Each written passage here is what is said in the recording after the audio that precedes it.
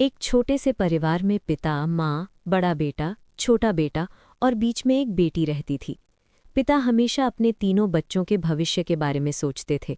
उनका सपना था कि उनके बच्चे पढ़ लिख कर कुछ बने, अपने पैरों पर खड़े हों और जीवन में कुछ कर दिखाएं।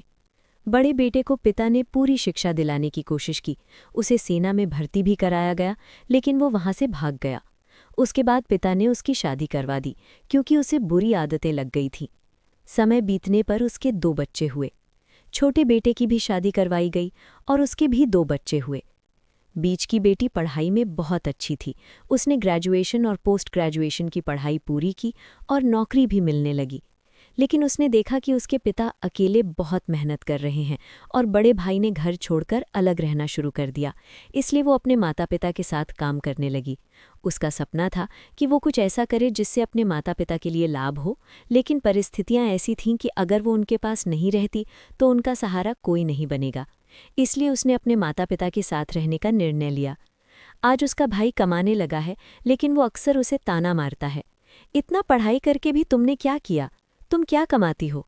ऐसे शब्द सुनकर उसका मन दुखता है।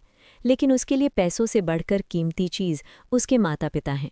उसके अनुसार पैसा और नौकरी फिर से मिल सकते हैं, लेकिन माता पिता कभी नहीं मिलेंगे। वो हमेशा यही चाहती है कि उसके माता पिता स्वस्थ और खुश रहें और वो उनके साथ रहकर उनका सहारा बने। जिंदगी में उसने बहुत धोखे भी देखे हैं। कई दोस्त और रिश्तेदार स्वार्थ के लिए उसके पास आए और बाद में चले गए, जिससे उसका मन टूट गया। अब उसे कई चीज़ों में पहले जैसी खुशी और उत्साह नहीं लगता।